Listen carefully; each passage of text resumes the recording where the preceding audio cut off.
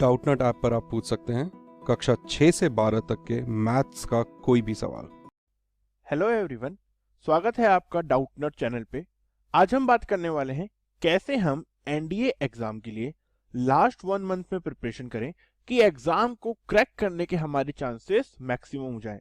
Last के 1 month में हम क्या टिप्स फॉलो करें कि अभी तक की जो हमारी प्रिपरेशन है उसको हम जो बचा हुआ 1 मंथ है उसमें मैक्सिमम यूटिलाइज कर पाए। तो चलिए स्टार्ट करते हैं। तो जो एनडीए का पूरा पैटर्न है वो 3 स्टेज में है। सबसे पहले आपका रिटर्न टेस्ट होता है, देन आपका एसएसबी राउंड होता है, देन आपका मेडिकल टेस्ट होता है। तो जो बच्चे रिटर्न टेस्ट क्लियर करते हैं वो एसएसबी राउंड के लिए जाते हैं, एंड देन एसएसबी राउंड के बाद जो क्लियर करते हैं वो मेडिकल टेस्ट के लिए जाते हैं, एंड देन मेडिकल टेस्ट को क्लियर करने के बाद में जो सिलेक्ट होते हैं वो हमारे फाइनली एनडीए में सिलेक्ट होते हैं। तो अब बात ये कि यहाँ पे कंपटीशन कितना है ये आपको समझना बहुत ज्यादा जरूरी है। हर साल अराउंड 2 पेपर होते हैं हमारे एनडीए 1 और एनडीए 2, तो दोनों में ही अराउंड 5 लाख के अराउंड, अप्रोक्सीमेटली बता रहा हूं मैं, 5 लाख से 5.5 लाख के अराउंड लोग रिटर्न टेस्ट में बैठते हैं। रिटर्न टेस्ट 2 लैंग्वेजेस में होता है, हिंदी और इंग्लिश। इन सभी में से अराउंड 8 to 9 के स्टूडेंट, मीन्स 8 से 9,000, देखिए 5 लाख में से 8 से 9,000 बच्चे एसएसबी राउंड के लिए सेलेक्ट होते हैं। फिर इस एसएसबी राउंड में से जहां जो 8,000 या 9,000 बच्चे पहुंचते हैं उनमें से अराउंड 500 स्टूडेंट हमारे स्टेज 3 मेडिकल टेस्ट के लिए आगे जाते हैं। उसके बाद में, इस मेडिकल टेस्ट के बाद में हमारे पास में जो बच्चे सेलेक्ट होके बचते हैं वो बचते हैं अराउंड 350 to 400, कई बार 400 प्लस भी हो जाते हैं, लेकिन जनरली 350 से 400 के बीच में ये हमारे पास में नंबर होता है। तो आप खुद सोचिए, 5 लाख लोग किसी पेपर के लिए अपियर हो रहे हैं और फाइनली आपके पास कितने बच रहे हैं? ओनली 350 से 400। तो ये एक बहुत डिफिकल्ट पेपर है, इसलिए आपको अपनी प्रिपरेशन को स्ट्रेटेजाइज करना बहुत ज्यादा जरूरी है। और कैसे करना है ये मैं आपको इस वीडियो में अब बताऊंगा। तो आप सभी लोग ये तो जानते होंगे कि स्टेज 1 में जो आपका पेपर होने वाला है वो जिसमें मैथमेटिक्स 300 मार्क्स की है और जनरल एबिलिटी टेस्ट 600 मार्क्स का है। दोनों पेपर 2.5 आवर के हैं। और उसके बाद में जो बच्चे स्टेज 1 क्लियर करके सेकंड में आएंगे उनका एसएसबी टेस्ट है, ये भी कितना है, 900 मार्क्स का है। बट यहाँ पे मैं मार्क्स की बात करने से पहले आपको एक चीज समझाना चाहता हूँ कि पिछले कुछ सालों में ये देखा गया है कि जो बच्चे एनडीए क्लियर कर लेते हैं उसमें जो स्टेज 1 क्लियर करने वाले बच्चे हैं उनके जो मिनिमम मार्क्स होते हैं, या फिर बोलूं जो स्टेज 1 की जो कट ऑफ मार्क्स है ना, वो कितनी जारी होती है? वो जारी होती है अराउंड 260 से 310 के बीच में। मींस स्टेज 1 के 900 मार्क्स में से 260 से 310 स्कोर कर रहे होते हैं। और जितने भी बच्चे सेलेक्ट होते हैं उनमें जो एक बच्चा मिनिमम मार्क वाला होता है, जिसके सबसे कम मार्क्स पे सिलेक्शन होता है, उसके मार्क्स होते हैं अराउंड 650 से 670 के बीच में।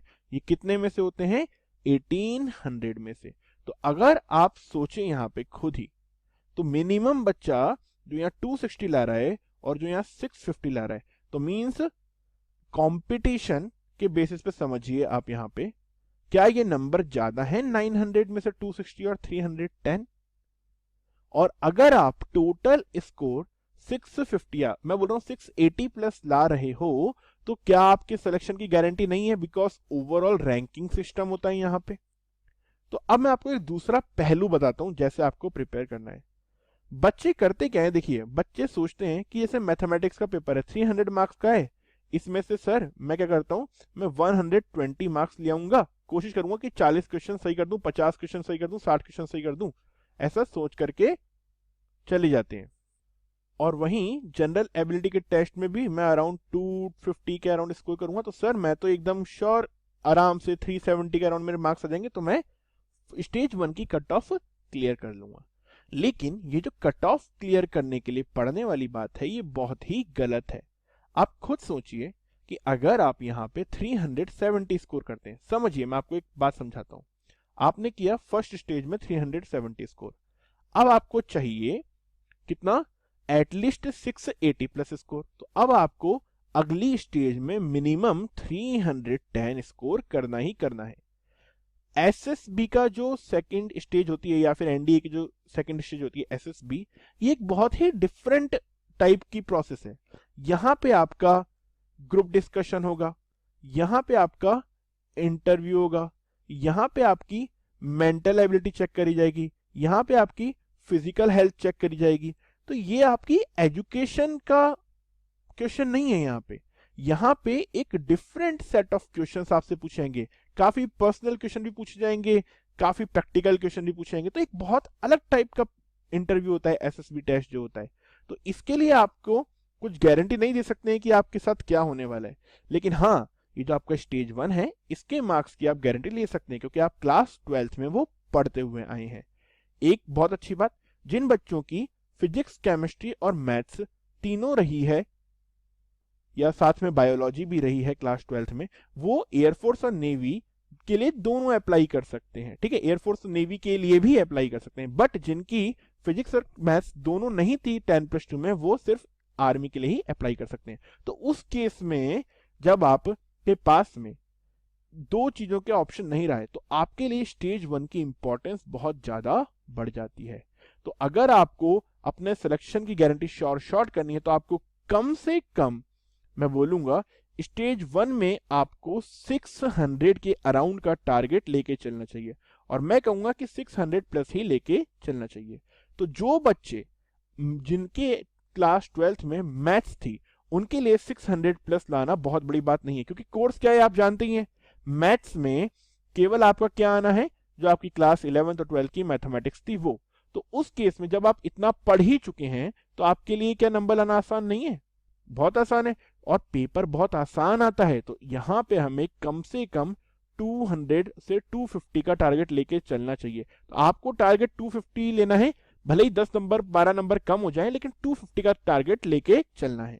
अब यार दिक्कत क्या होती है कि जो बच्चे मैथ्स के नहीं हैं, जो बच्चे हैं कॉमर्स के या फिर आर्ट्स के, और जो एनडीए का पेपर दे रहे हैं, तो उनको भी बेनिफिट है। देखिए, जिस तरीके से मैथ्स वालों को मैथमेटिक्स में बेनिफिट है, वैसे ही आर्ट्स वालों को ज्योग्राफी में और चीजों में बेनिफिट है। तो आपका ये जो दूसरा पेपर है 600 का, इसमें ज्योग्राफी की इंपॉर्टेंस बहुत ज्यादा है।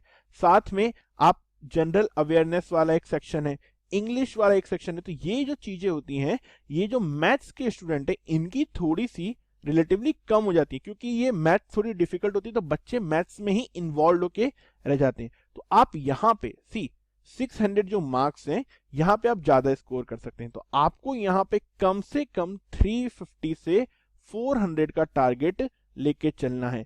मैथ्स के जो स्टूडेंट हैं, मैं उनको पर्सनली सजेस्ट करूंगा कि आपको ज्योग्राफी बहुत ज्यादा पढ़नी पड़ेगी, क्योंकि ज्योग्राफी का इंपॉर्टेंस बहुत ज्यादा होता है। क्या क्या आता है यहाँ पे, और देखिए, इसमें फिजिक्स और केमिस्ट्री भी आती है। जो हमारा जीए है, जनरल एबिलिटी टेस्ट, इसमें फिजिक्स और केमिस्ट्री भी आती है। तो जो बच्चे आर्ट्स और कॉमर्स से हैं, तो आई पर्सनली सजेस्ट कि यार फिजिक्स और केमिस्ट्री क्वेश्चन अगर आपको नहीं आते तो छोड़ देना, क्योंकि नेगेटिव मार्किंग है, जबरदस्ती नेगेटिव मार्किंग नहीं लेनी है। टारगेट कैसे रखना है, जनरल एबिलिटी में 350 से 400 और मैथमेटिक्स में 250। जो बच्चे कॉमर्स और आर्ट्स के हैं, उनको मैथ्स पढ़नी पड़ेगी।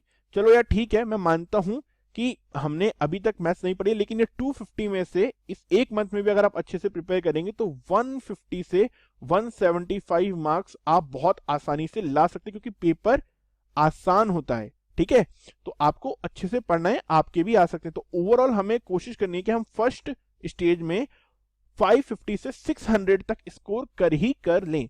इससे हमारे सिलेक्शन के अगर आप चांस दिखेंगे यहाँ पे फाइनल में, तो बहुत ही ज्यादा बढ़ जाते हैं। अब बात ये कि नंबर आएंगे कैसे, वो भी देख लेते हैं।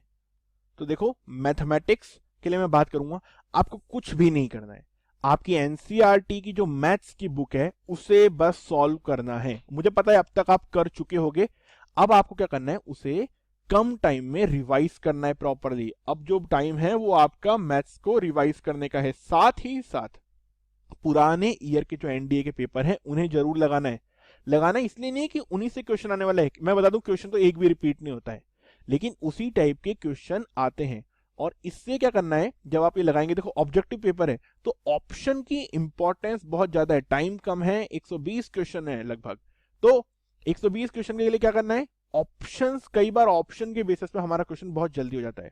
तो ये दो चीजें अगर आप प्रॉपरली कर दोगे ना, पेपर बहुत इजी आता है, कुछ और चीज की जरूरत नहीं है। लेकिन कई बच्चों को फिर भी जरूरत होती है, तो मैं बोल सकता हूँ कि कई अच्छे पब्लिकेशन है, जैसे अरिहंत पब्लिकेशन है, उनकी आप रेफरेंस बुक यूज कर सकते हो, जिसमें एनडीए के लिए वो अलग से उसी लेवल की क्वेश्चन की बुक होती है, आप वो लगा सकते हैं। बट अगर आपने एनसीईआरटी और प्रीवियस ईयर के पेपर अच्छे से लगाए हैं, और प्रीवियस ईयर के पेपर एक बार दो बार कर लीजिए, मैं बोलूंगा कि एक बार के बाद दोबारा भी कर लेना, दूसरी बार कोशिश करना कि ऑप्शन की हेल्प लेकर के आप सॉल्व कर पाओ, और कम टाइम में सॉल्व करने की कोशिश करना। इनफ है, इनफ। मतलब अगर आप इतना कर ले रहे हो तो मैं लिख के दे सकता हूं कि आपके 250 के अराउंड मार्क्स आने से कोई नहीं रोकेगा, लेकिन आपको एनसीईआरटी की मैथ से वो बहुत अच्छे से आनी चाहिए। उसके बाद आती है जनरल एबिलिटी। तो जनरल एबिलिटी की यहाँ पे अगर मैं बात करूं तो एल गायब हो गया यहाँ पे, ठीक है। तो जनरल एबिलिटी में इंग्लिश बहुत ज्यादा इंपॉर्टेंट है। इंग्लिश इंपॉर्टेंट यहाँ पे इसलिए भी है, और दूसरी जो चीज है आपकी ज्योग्राफी। ज्योग्राफी आती है आपकी क्लास 6 से 12 की एनसीईआरटी की जो बुक है वो सफिशिएंट है, उसके अलावा आपको कुछ नहीं पढ़ना। उसके अलावा आपको पढ़ना है न्यूज़पेपर और फिजिक्स केमिस्ट्री। अगर आप मैथ्स के स्टूडेंट हैं तो अच्छी बात है, नहीं है तो भैया इसे छोड़ दो, कोई जरूरत नहीं है, इग्नोर कर दो कि मान लो कि आती ही नहीं है। इंग्लिश अच्छे से पढ़नी है, क्यों? क्योंकि अगर हम इंग्लिश अच्छे से नहीं पढ़ेंगे, तो आपको बता दूं एसएसबी जो होता है, एसएसबी की एक बहुत अच्छी बात और बहुत खराब बात दोनों ही है कि एसएसबी पूरा का पूरा इंग्लिश में होता है। तो अभी जो आपका स्टेज 1 होने वाला है उसमें तो मैथमेटिक्स और जनरल एबिलिटी दोनों इंग्लिश में भी आती है और हिंदी में भी आता है, आप जिसमें भी चूज करेंगे। लेकिन एसएसबी में आपको वहां पे सिर्फ इंग्लिश यूज करनी है, तो इसलिए भी स्टेज 1 में स्कोर करना ज्यादा जरूरी है, क्योंकि वहां पे इंग्लिश है। अगर आप मान लो हिंदी मीडियम के पढ़े हुए हैं और आपकी इंग्लिश थोड़ी कमजोर है, तो उस केस में आप वैसे ही एसएसबी में थोड़े से पीछे रह गए हो। और जिन बच्चों की इंग्लिश अच्छी है वो ग्रुप डिस्कशन में और इन सब चीजों में आपसे आगे निकल जाएंगे। तो आपको क्या करना है, स्टेज 1 में उनसे 4 कदम आगे निकल जाना है, ताकि वो एक कदम भी अगर आगे निकले एसएसबी में तो आपको उससे फर्क ही नहीं पड़े। और कोशिश करनी है इस एक महीने में न्यूज़पेपर पढ़ के, थोड़ा पैसेज वैसेज लिख करके, कि आप इंग्लिश अच्छी कर पाओ। तो अगर आप ये सब करोगे तो मैं गारंटी दे सकता हूं कि मैथमेटिक्स में आप 250 प्लस और जनरल एबिलिटी में आप अराउंड 400 मार्क्स बहुत अच्छे से ले आएंगे। तो जो बच्चे कॉमर्स के हैं और आर्ट्स के हैं, फिजिक्स केमिस्ट्री पे ध्यान नहीं देनी है, छोड़ देना है। और जो बच्चे मैथ्स के हैं उन्हें क्लास 6 से 12 तक की ज्योग्राफी नहीं पढ़नी, 6 से 10 तक की सफिशिएंट है। अगर आप सिर्फ लास्ट के एक महीने में पढ़ रहे हैं और अगर आप अभी से आगे वाले साल के लिए पढ़ना चालू कर रहे हैं तो पूरी पढ़नी है, ठीक है। और अगर आप ये पूरा कर ले रहे हैं तो स्टेज 1 में आपके ओवरऑल मैं मार्क्स बता सकता हूं 600 प्लस आने से कोई नहीं रोक सकता। और अगर आपके मार्क्स 600 प्लस आ रहे हैं तो आपका सिलेक्शन होने से कोई नहीं रोक सकता। क्योंकि एसएसबी आप कितना ही खराब दे लें, मतलब खराब तो पहली बात क्यों देंगे, जब हम यहाँ इतनी मेहनत कर रहे हैं तो तब आप क्या करेंगे, 250 300 मार्क्स आएंगे, उसके बाद भी हमारा ओवरऑल स्कोर 900 प्लस हो जाएगा, मींस हमारा सिलेक्शन श्योर। तो स्टेज 1 ही आपका सिलेक्शन श्योर कर देगी, तो स्टेज 1 पे फोकस करना बहुत ज्यादा जरूरी है। तो आई थिंक एनडीए के लिए हमने पूरी बात कर ली है, और ये अगर आप फॉलो करेंगे तो ओवरऑल 600 प्लस स्कोर करना स्टेज 1 में बहुत बड़ी बात नहीं है।